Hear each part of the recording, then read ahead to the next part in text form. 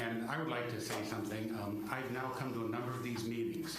And one of the things I noticed, and I've been to a lot of meetings in my time, is that you immediately read those, what I consider threats, saying if everyone's disruptive, what you're going to do to them. These people are not disruptive. You want to see disruptive meetings? I've been to disruptive meetings. The parents that have come before you are coming from the heart, and they're not disruptive. The reason why that concerns me is I also am a little worried about your closed sessions. Again, based on my training and experience, a lot of people use closed sessions to talk about things they don't want to talk in public about. And what I noticed immediately is looking at, you always have these closed sessions, almost every single meeting. That's unusual. And particularly since one of the items on it is potential litigation pursuant to government code section. What litigation? You don't say what type of litigation.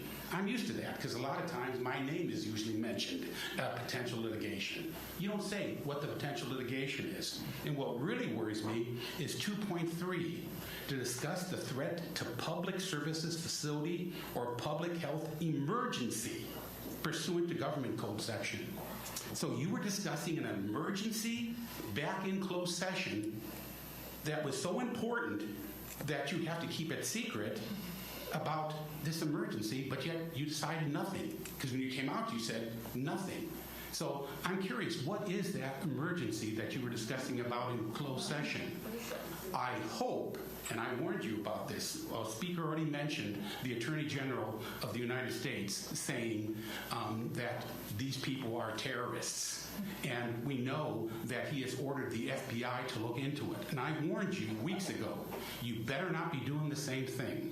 You better not be treating these people and discussing them in closed session because you think that they're dangerous or they're terrorists. Because if you do, you better be right. Because it was mentioned before, and I've told you before, another thing I have problems with, people keep coming up here and making public records requests of you guys. You don't respond. Are you trying to make lawyers rich? The city of Glendora will tell you what happens when you do not answer public records requests. That's easy to fight with you. And trust me, you don't want to be depoted by somebody like me, or even worse, my wife. She's tougher than I am. You have to start following the laws. People are asking you for documents. I asked you. I'm a lawyer, and I asked you for what you are basing these decisions on.